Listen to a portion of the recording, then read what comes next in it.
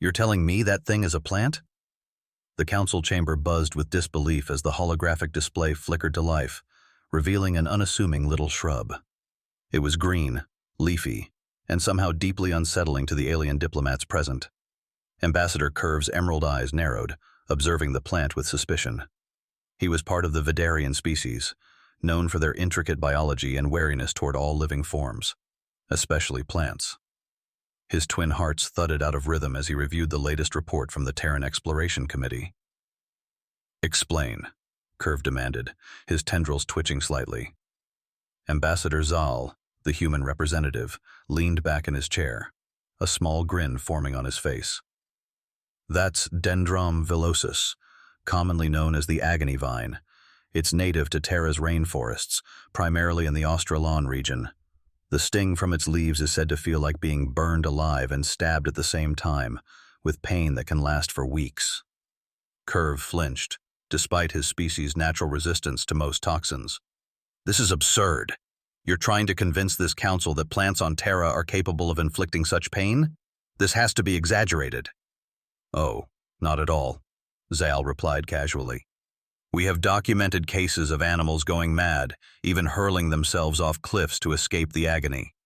We call Terra a peril world for a reason." The council erupted into hushed, frantic murmurs. A Class 13 peril world was an unprecedented classification. The Intergalactic Union had strict guidelines for such designations, and no planet had ever reached such a high-risk level. Zal stood, pacing slowly. "The agony vine is just one example. Let me show you more." The hologram shifted, displaying a vibrant, tiny creature resembling a frog. "Meet the Toxocus rubra, or the crimson dart frog. Cute, right?" Curve's skeptical gaze deepened. "It's deceptively small." Zal nodded. "Small, yes. But each carries enough venom to kill 10 grown Vidarians. It's one of the most toxic creatures on Terra. Touching its skin could end your life." The chamber fell silent, alien delegates exchanging worried glances.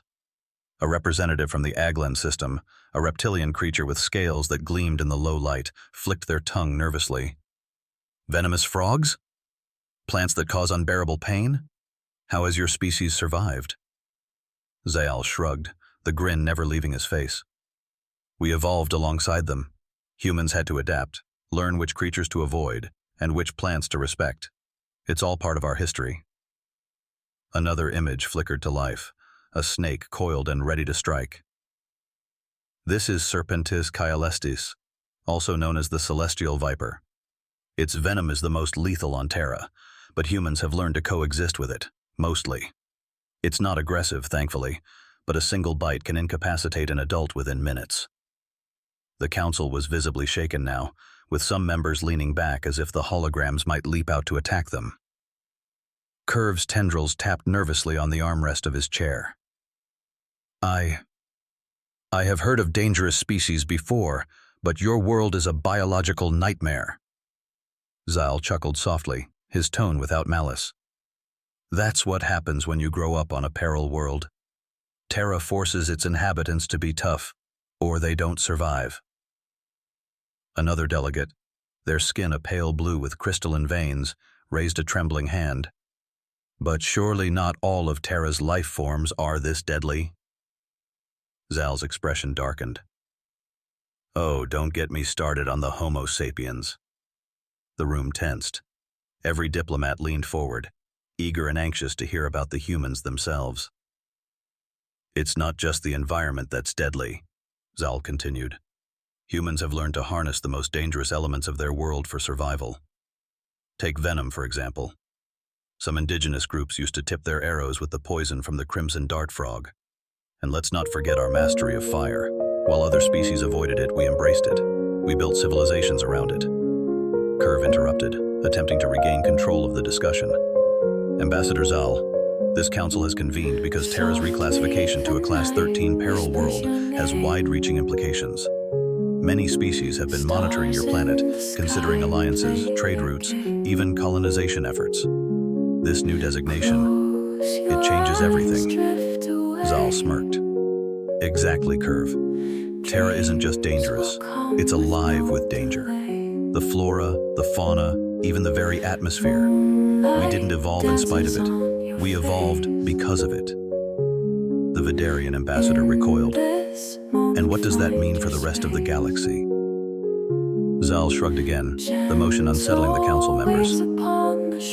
It means that if anyone thinks they can just stroll onto Terra and exploit its resources, they've got another thing coming. Nature itself will fight back.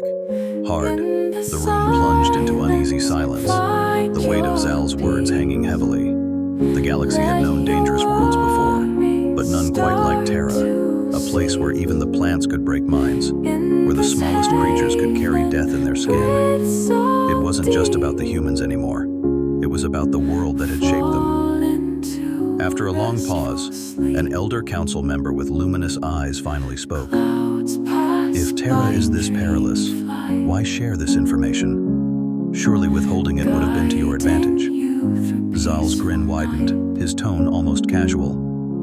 We're just being polite. Figured it was only fair to warn the galaxy before anyone got any bright ideas about visiting. The council stared at him, horrified and speechless. Zal was loving every second of it.